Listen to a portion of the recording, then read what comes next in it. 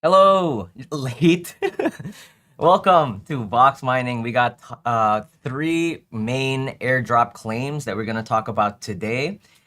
These are airdrops that we've covered previously on the Boxmining Plus. So if you need an update on some of the tasks that you have participated in way back, I think a couple of weeks ago and even months ago, here's what you need to know, okay? So three projects. There's Tabby, there's Masa Finance, and then last but not least, there's Legend of Arcadia.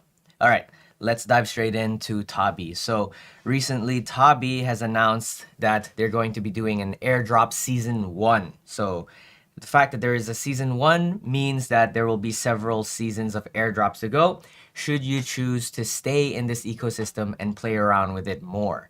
But for now, we know that 800 million Tabi tokens will be allocated to Voyager event participants. This is the one that we are focusing on because this is the one that we talked about way back in February. So the Voyager 1 event has concluded in March, but now they actually have a Voyager 2. I didn't even know about this until today, actually. So if you want to participate in Voyager 2, that is, to get more airdrops in their Season 2, Season 3, if they have, you can go to tabby.lol. You'll need an access code to do this. So all of the invite codes in the description. It's first come, first serve. So if you use them, I'll update it so that the newcomers won't use an expired one. But if you have access code as well, please put in the comments down below so that other new viewers, when they come in and then they need an access code, they can use yours. So same thing as well for Voyager 2 is mostly all social tasks. So there's Twitter related, there's Reddit related. But the main goal is that when you complete these, you will be essentially earning Phoenix feathers. Okay, so the main goal after you received Phoenix feathers is you'll need to unlock the iron artifact, copper artifact, and silver artifact at the very least. So this is very similar to the Voyager 1 where you complete the quest and then you'll get some sort of item which allows you to unlock pearls, I think, and treasure boxes. So that's pretty much the same here for Voyager 2. Copy and paste, really. And then in order to get the gold artifact and diamond artifact, this is where the referrals will really come in handy. I don't think even I could get to top 500 because the people here are crazy. But yeah, in terms of the Tabby airdrop, all right, if you've completed Voyager 1, this is just the sneak peek of the announcement. No claims available yet, but very soon they will drop. The full tokenomics, however, has not been finalized, but they have decided 800 million for now for Season 1. So there'll be, I think, even more Tabby tokens for the total airdrop allocation. So they will also announce the final version of their tokenomics pretty soon. But yeah, so far so good. Expectation for Tabby, not that big, but they are backed by Animoca Brands and Binance Labs, which is something you do not want to fade on, or at least pay some attention to, especially because Tabby is part of the GameFi niche itself. So apart from Voyager events, if you are a GG token holder, if you participate in public sales, if you're a Captain node holder, ecosystem project builders, and testnet contributors. So in the last video in Boxmining Plus, I've also talked about playing around with their testnet. So if you have been active on the testnet Tabby, which is essentially trading testnet NFTs, they also have launch pads that you could participate in. Games, however, not yet out, I think. Still building here. So I think they'll have games also as part of the Season 2 airdrop. That's what I think, because so far there's no game. I mean, if you're a GameFi project and you don't have a game, but you have all of these trading venues, then you aren't really a game, right? So we'll see. But yeah, if you want to spend time on this is also another noteworthy project. Like, I wouldn't lose my mind over it, but I would pay attention to this. That's for sure. Okay, what's up, guys? BLT Lemon Tea. Eduardo Camacho says there are a lot of airdrop campaigns. How does distinguish which one's worth it? Okay, I'll talk about that at the end of the video because it also depends on how much capital you have and how much free time you have. So I've thought about it very clearly based on my experience for the past 2 years, and I can tell you. Ali is also asking about exterior airdrop. I've never heard of that, but we'll check that out also at the end of the video. Okay, the next one is Masa Finance. We also talked about this, I think, in early January or late February, that is. So this is a very easy task. So in terms of the airdrop announcement, the claim page will go live tomorrow. So you'll be able to check your airdrop eligibility and your reward allocation, okay? But the actual airdrop will drop on May 11th. But I do not like the fact that we can only claim 20% upfront. The remaining 80% will be locked up, okay? And then depending on how long you want it to lock up, you can get generous bonuses, okay? So don't fall for this trap if you are looking to take profit fast. If you are super bullish on Masa Finance, of course, you can choose to lock up forever. It's not financial advice. There's different strategies here. So essentially, if you want to dump 80% of your tokens, you're gonna lock up 3 months, okay? If you have copium, okay, you can go for 12 months. Normally, I would just go for either 6 months. I think 6 months would be a safe range. That's what I would do, I think, initially. But essentially, you just need to know that choosing the bonus, okay, don't fall for the bonus. You need to keep an eye on the time horizon. So if you choose, if you're tunnel visioning on 44% bonus, just know that you'll lock up 80% of your airdrop for 12 months. So keep that in mind, okay? Keep that in mind. So it also depends on how you view the crypto market on a macro view. Do you believe alt season will really pop off in 12 months? Then this could be a good play.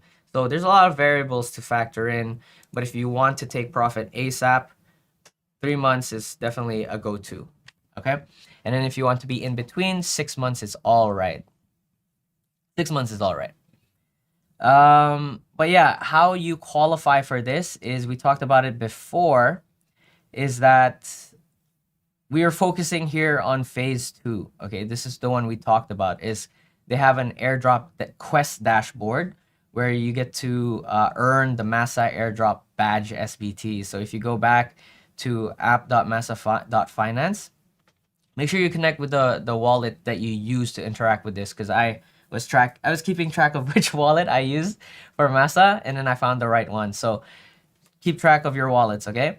So essentially, if you have this Masa airdrop badge, you'll be earning a share of 10 million Masa rewards pool. So yet again, I think it's not that it's not worth being super excited for yet again, because Masa already did their TGE, I think, last month. And, because with the correction right now, people are just taking profit. It did hit all-time high at 80 cents, but currently it's near all-time low. But usually these phases are good accumulation zone if the project itself has big demand in the future. If there's new users coming in, if there's fresh money coming in, okay? So always keep in mind of that, of the demand, of supply and demand after you get your airdrop. That is essentially how you maximize your airdrop claims. Yeah, man, Llama. YouTube hasn't restored Boxmining Plus. I can't believe it, bro. Why are they so slow, right? I mean, we here at Boxmining, we reached out to them here on the OG channel. We should have the creator support, right? First things first, can you cater to us, please? But yeah, we'll talk about that later. But in terms of we talked about also, right? Apart from completing the social quest to get the badge, is to the airdrop badge, that is to mint the domains. So they have several domains on different chains. They also have Base. They also have Silo Mainnet, several others. However, if you have minted those during that time, you wouldn't qualify for the airdrop, because this is part of the phase 1 airdrop, where the snapshot was taken on New Year's Eve last year. So if you did play around with Masa Finance last year, okay, by holding one or more of the following NFT or SBT tickers in their wallet, which are Masa Soul names and domains, okay, then you'd be getting the airdrops as well. So we missed out on this one, but at least we capture a little bit here. Yes, sir. Okay. All right. Those are the 2 token airdrops that you need to look out for if you have participated in this. The next one is an upcoming airdrop. And in fact, it's a free NFT mint that will happen tonight. However, your wallet needs to be whitelisted. So I actually tweeted about this early April. It was a very interesting play. I wanted to see which GameFi projects directly backed by Animoca brands are they doing an airdrop. And Legend of Arcadia is one that strikes me because this is a very interesting card, a real-time card battle game. So think of like Hearthstone. They have the RK token, which is essentially a governance token, I'm assuming. And I think this will also be used for in-game purchases and trading, as well as governance and voting. So I think they're going for the just one single token model instead of a dual token model. So the key here is that if you did follow my play and register for the pre-mint with your wallet, you'll be able to mint this Genesis NFT tonight. Okay, so you can go straight to the hub here. Let me show you. I think in 11 hours.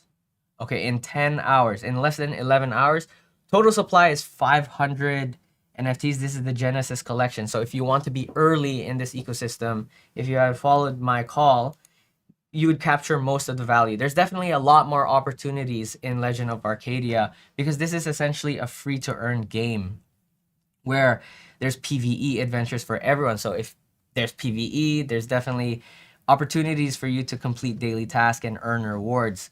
And if you want to be a competitive Web3 gamer, they have PvP tournaments as well, where I think there's going to be tournament earnings. And I think also the utility of holding this Genesis NFT is that you will be allocated Arca tokens and gacha balls, which are NFTs, as tournament rewards. I don't know if you need to participate in those tournaments to earn those rewards, but pretty vague here. They need to clarify this. But apart from that, holding this NFT will reduce airdrop cooldown duration. So I'm assuming this is for the Arca token. They will have an airdrop. They're hinting that here. And then offer advantages for future NFT collections. So the Gacha Ball NFT collection, I think this is a recurring theme that's been happening here on their website. So because this is a card game, this is a collectible, gacha balls, you unlock those gacha ball, you get toy heroes. So that's what I'm thinking. But yeah, very interesting too, because it's this project itself pretty quiet. Not a lot of people know about this. Very popular though in the Asia side, especially on Web3. I went to Web3 Festival and some of the cruise events, and when they're talking about GameFi, they like any GameFi projects that are incubated and backed by Animoca brands. So Legend of Arcadia is one of them. And interesting enough, recently, OKX Ventures have announced a strategic investment in 4 consumer-oriented projects, including Legend of Arcadia. I like the word that they're using, consumer-oriented projects. These are basically projects that have good potential to reach out to the mass audience, to onboard newbies, basically. So Legend of Arcadia, card game, easy onboard. So definitely good opportunity here. I'm glad that I spot this when I was researching airdrops that are related to Animoca brands. So we'll see how it goes. And the fact that there's 500 NFTs, okay? And I'm sensing, okay? I have a gut feeling because there's only 500, it's pretty limited, and then it's backed by OKX. There's going to be a squeeze for the NFT. So maybe when this gets listed on OpenSea, floor will be low, but then very soon, I feel like it'll be swept pretty fast. So we'll see about that. Yeah, and that's it for this airdrop claim update. Let's answer some questions. Yemen says, please tell me detail about Elixir. Yeah, so we talked about, oh man, I couldn't show you because the Boxmining Plus channel is down. But right now what you can do on Elixir is deposit Ethereum to earn yields essentially. So this airdrop in terms of timeline will end in August. So you don't have to run a node if you don't want to.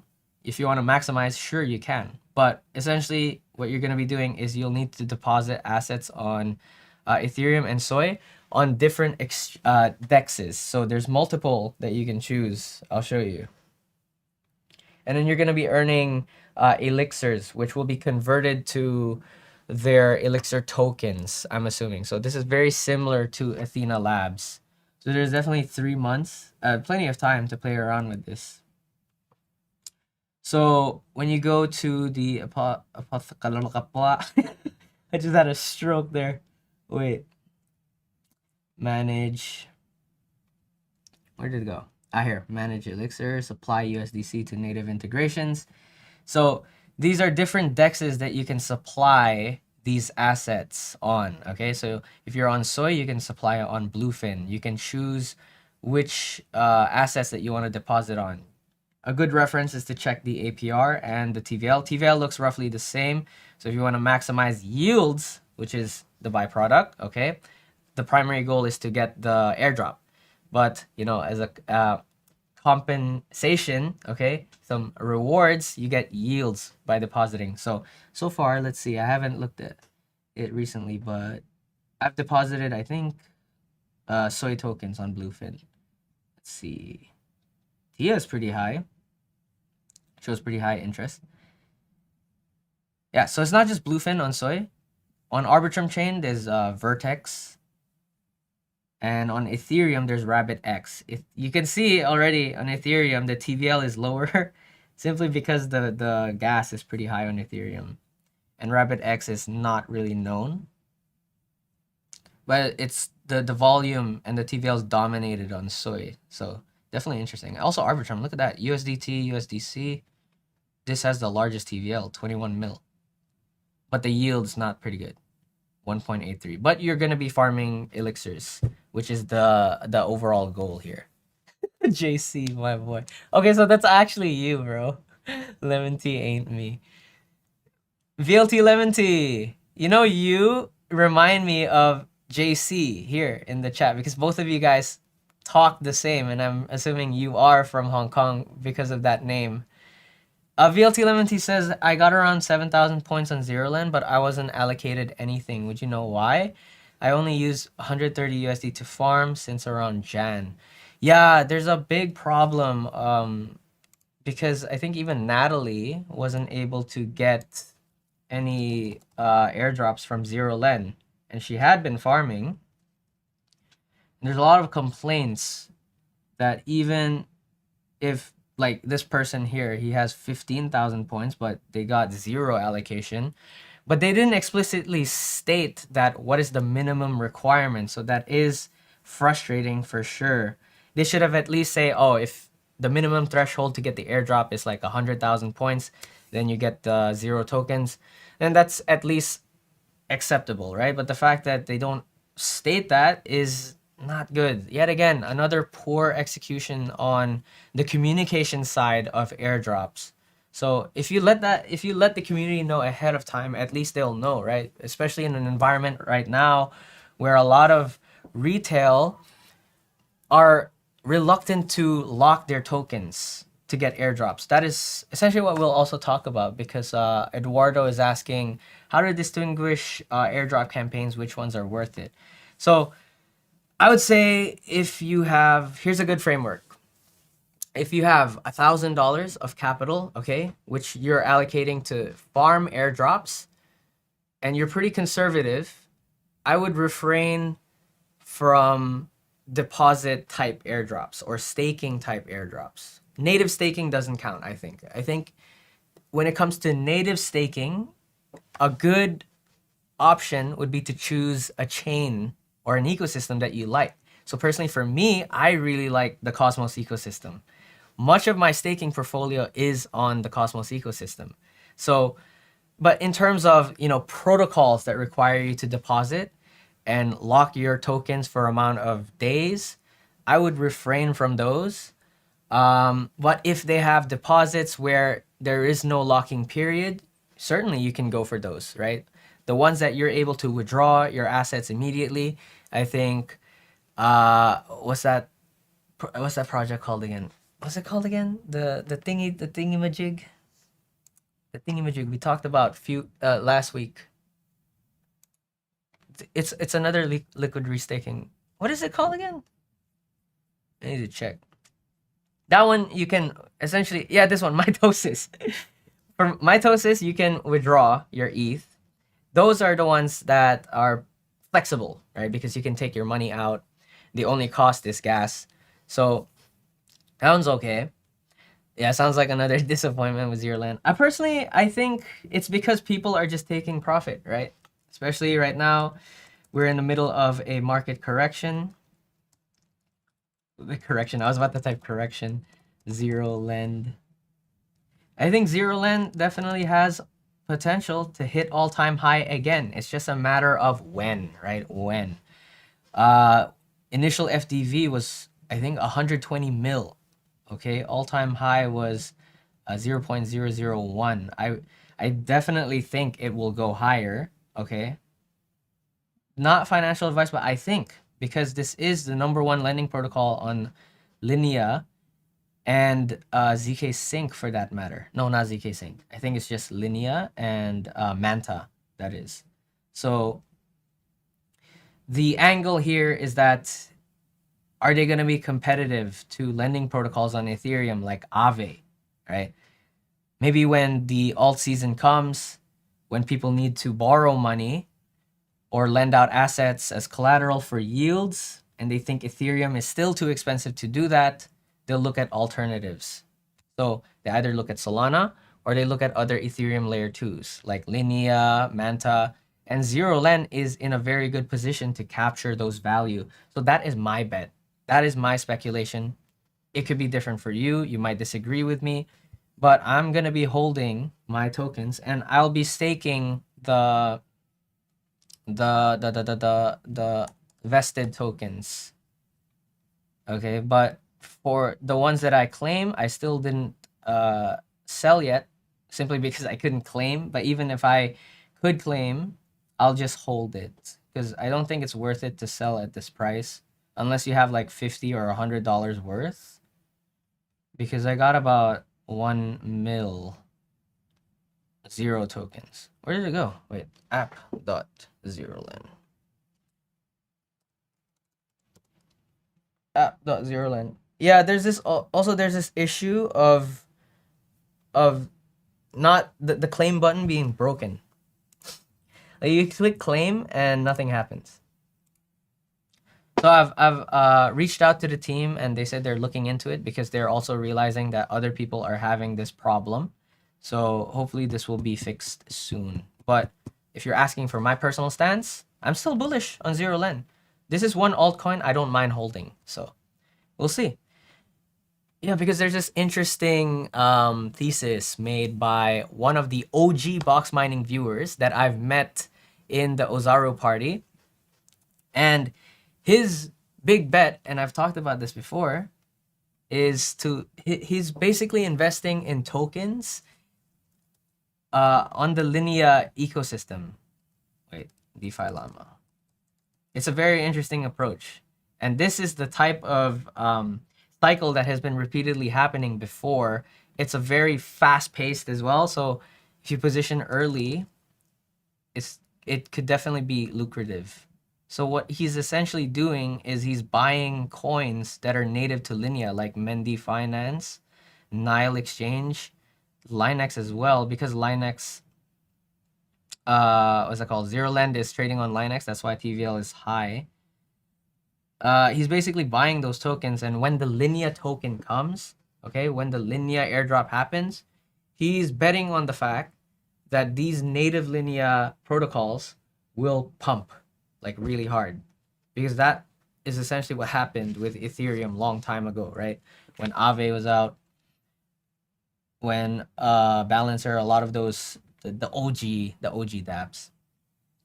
Don Berger says, Ron, have you covered particle testnet? Yes, I have. Yesterday I talked about it in the stream. If you yes, here. If yeah, this one. God. Our channel. I'm gonna shave my hair, bro. This hairstyle is not working out for me. Yeah, I talked about it here. Help us retweet, Michael. Yeah, you know the time spent on task 3, right? Because the maximum action that you can do to use USDG, let me go there, is 100 times. You can do this in an hour. It's actually not hard at all. It's just annoying because you're repeating the same action. The magic number 3. People usually give up after the 3rd transaction. People usually give up after the 3rd day of being consistent. That's what I noticed. If you're into trading, you'll know the magic number 3. Uak B Trade says, I need a good shout out, bro. Well, shout out to you, Uak B Trades. I hope I pronounced your name correctly. This one, USDG. Yeah, essentially what you're gonna want to do is just send tokens. Send tokens, okay, to any address once you've deposited USDG. Eggy says, protocols farming us these days. That's life, bro. That's 80% of the airdrop stories you don't hear about. And I've lived through it for the past 2 years. And I'm already used to it. It's just that I think the people that are into airdrops now are not familiar with expectation management, for sure. Because they hear about the big airdrops, right? Like when Arbitrum came, they didn't hear about the other airdrops that didn't work out well. And then there's also other airdrops that did very well, but were pretty under the radar. So airdrops is all about just getting exposure to a lot of ecosystem. There's many strategies. You can either focus on 1 or 2, or you can go on many. What I do is I go on many because that is my job.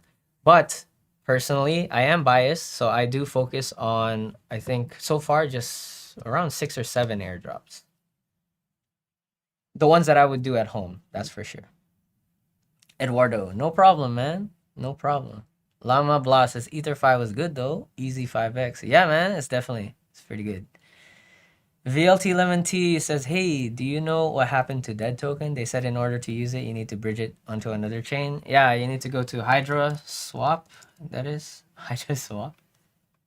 Hydra Swap. Is that the DEX? There's a bridge There's a bridge feature there where you need to bridge from what's it called? It's not Hydra Swap. What's it called? Hydro Swap? Hydra chain?